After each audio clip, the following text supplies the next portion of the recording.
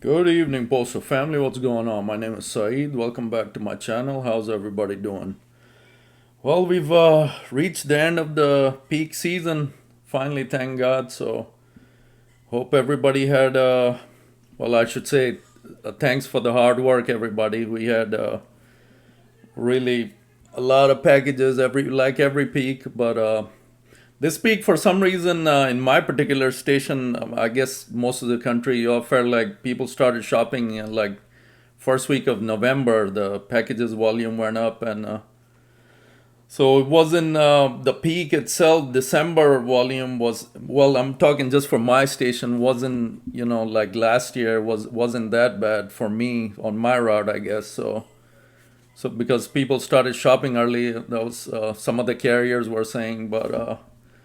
Anyways, today's video is I'm just focusing on our union versus the Teamsters, what the vast differences are. I found a good article that I found kind of nice to share, so I was gonna go over that real quick. But first, if you're new to this channel, my name is Saeed. Postal content is what I do. If you like this sort of content, you're welcome to join my channel.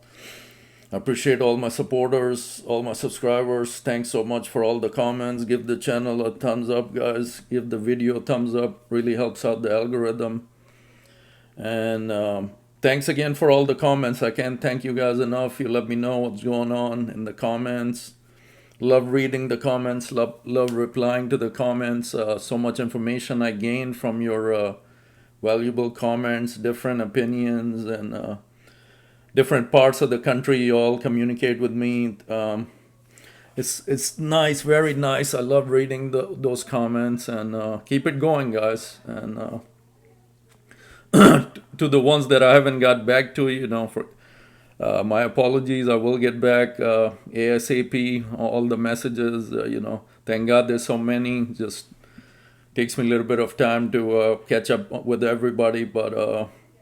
We've been busy, as you know, peak season, like I said, haven't been making the long videos for a few days now, so want to get back into the rhythm. I love my channel, I love what I do here, and pass on any information, any new information I have to my supporters. Like always, thanks so much, and I'll do what I do best. So anyways, what we got going on right now, as you know, the ballots, different parts of the country, about majority of the carriers already received them, but a certain part of the countries, part of the country, people are still telling me they haven't received it. Please do call that 800 number. If I have it, I'll pass it on in my messages to you guys. Somehow I'll get it out there. Call that number ASAP. The deadline to send your ballot back is January 13. We're already last week of December, so don't wait till the last moment. If you haven't received the ballot, please do call that 800 number so they can send you a replacement ASAP. You can cross out that no and send it back RTS to our buddy over there on NALC. So he can stop playing games, and we can take it to arbitration, play our hand in arbitration, I guess, sort of speaking, but a lot of folks, it's 50-50. Some folks are saying it can go in the negative. We just don't know. We just don't know what the arbitrator, whoever's going to present our case, obviously is very important person, very, very important. They gotta make him, buy whatever he or she is saying, standing up for over 200K carriers in the nation. They have to bring a strong case to the table. They have to explain why that 3.9 ain't gonna cut it. It's not good, and why the whole tentative agreement is not acceptable. So it's going to be all on that person presenting our case to the arbitrator. That's going to be very important in his ruling. So anyway, back to today's video. Today's topic, let's see. The vast difference in the UPS Teamsters Union and postal worker unions. The The United Parcel Service UPS Teamsters Labor Union and the United States Postal Service USPS labor unions may both fall under the umbrella of labor organizations, but the differences between the two are vast. From their structure and objectives to benefits they provide to their members, these unions offer contrasting experiences for their respective members. Let's delve into these discrepancies and explore how they shape the experiences of UPS Teamsters and USPS labor union members. One of the most significant distinctions between the UPS Teamsters and USPS labor union lies in their organizational structure. The UPS Teamsters labor union operates as a private sector union representing workers in the private parcel delivery company, UPS. On the other hand, the USPS labor unions represent employees of the USPS, a federal agency. This structural difference affects the way the unions negotiate contracts, advocate for their members, and address grievances. When it comes to objectives, the UPS Teamsters labor union primarily focuses on securing fair wages, improved working conditions, and benefits for its members. As a private sector union, it engages in collective bargaining with UPS management to negotiate contracts that benefit its members. In contrast, the USPS labor unions seek to protect the rights and interests of USPS employees while advocating for the continuation and improvement of postal service across the country. They aim to ensure job security, workplace safety, and competitive compensation for USPS workers. No, they don't. The last part, they aim to ensure job security, workplace safety, and competitive compensation for USPS workers. That's false right there. I'm sorry, NALC, they don't do none of that in this last contract. This is a lie right here. You all know what I'm talking about. Fair compensation is the last thing they worry about right now. The benefits and perks offered by these labor unions are another area where stark differences can be observed. UPS Teamsters enjoy competitive wages, comprehensive health care coverage, retirement plans, and a range of other benefits negotiated through their union. These benefits are specific to UPS Corporation and may vary depending on the collective bargaining agreements reached. In contrast, the USPS labor union members have access to federal employee benefits. Wow, some benefits, including health insurance, which is skyrocketed, retirement plans, and other perks available to federal employees. Not really many perks compared to private sector. I mean, they all say, but these are minor differences. They're not that much better. This distinction stems from the unique status of USPS as a federal agency, entitling its employees to federal employee benefits. The way these unions address labor disputes and grievances also reflects their differences' natures. The UPS Teamsters labor union has the ability to call for strikes if negotiations break down or if members believe their rights are being violated. These strikes can exert substantial pressure on UPS management. Ring a bell? That's exactly what we need. Exactly. But we're not getting. We have a sellout on the main seat. He doesn't know what to do. I should forward him this article. These strikes can exert substantial pressure on UPS management as a disruption in package delivery during peak season can significantly impact the company's bottom line.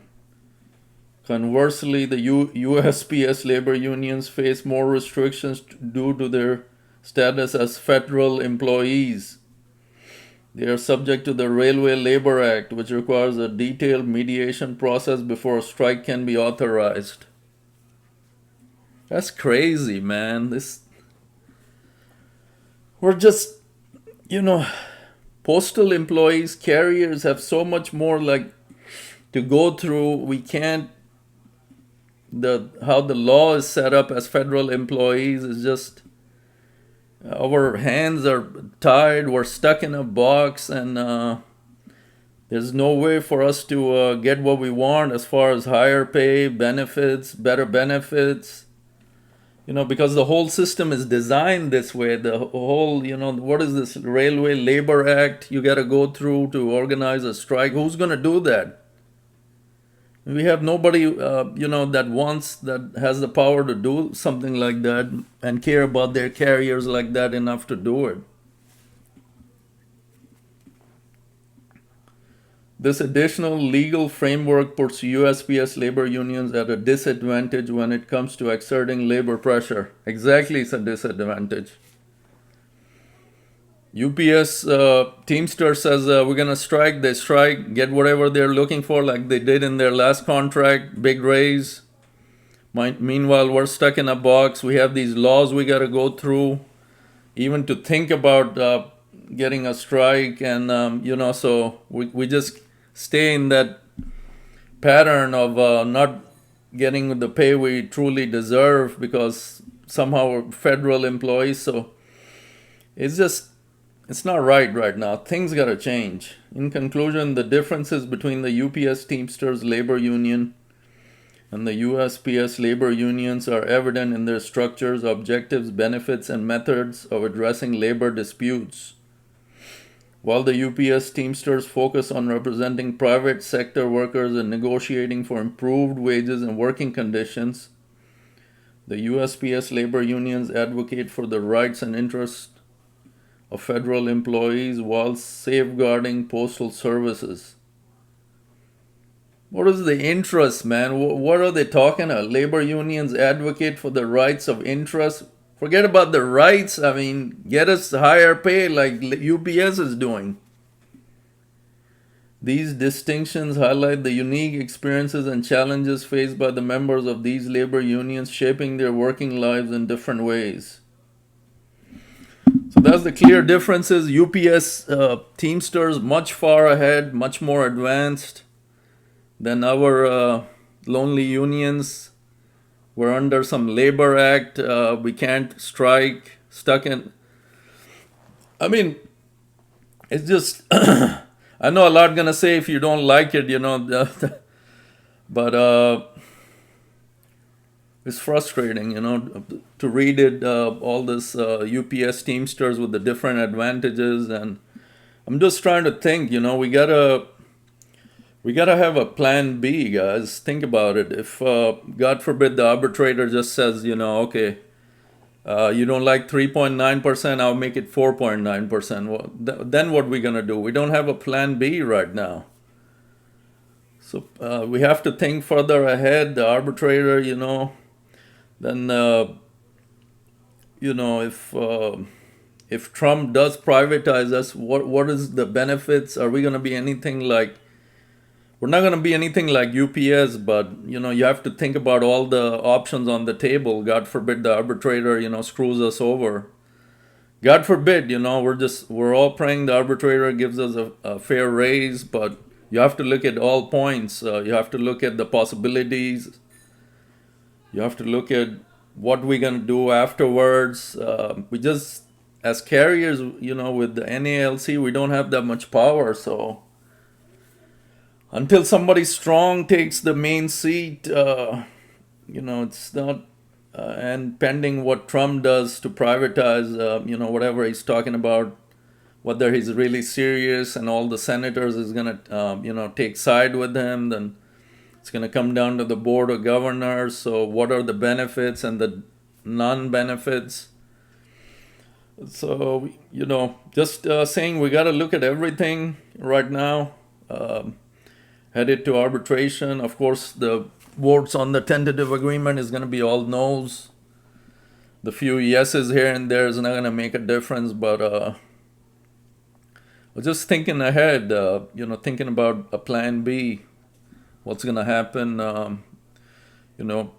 God forbid the arbitrator, like I mentioned again and again, you're going to have a plan B if plan A don't work. So what is the plan B? So, so what are we talking about? Our union is still going to be same. We're going to be under this Labor Act. God forbid. I keep saying God forbid because then we'll be stuck till 2026 when this guy on the top seat will be his time will be up. So we will be stuck with next to nothing. The chump change he's offering, whatever the. I was reading the tentative agreement, all the with the ballot, the two booklets that he sent. He made it look really, really good. The wording made it real nice. But you read the numbers and he says it's the same crap. Why he had to word it so much difference? He's got the 1.3 lined up, and then the $620 annually in the retro pay, whatever. 591 for one retro pay. That's in 2025. What good is all that gonna do? What is the 3.9 gonna do, man? Is this we deserved a whole lot better. I keep saying in every video because it's true. It's frustrating right now. It's you go out there, bust your rear end every day in the truck in the summers. It's frustrating. Don't have AC in majority of the trucks. The new trucks rolled out in the larger states so far. God knows when they'll get to the smaller states, the smaller stations like mine. So that's another thing. If we had decent trucks, you would at least have some sort of how do you say it? Well, I guess happiness a little bit. You have a better truck, but our old trucks are it's not worth nothing talking about. So old, it's not even funny no more. They keep bringing them back to life, and it's just sad. The whole situation is sad.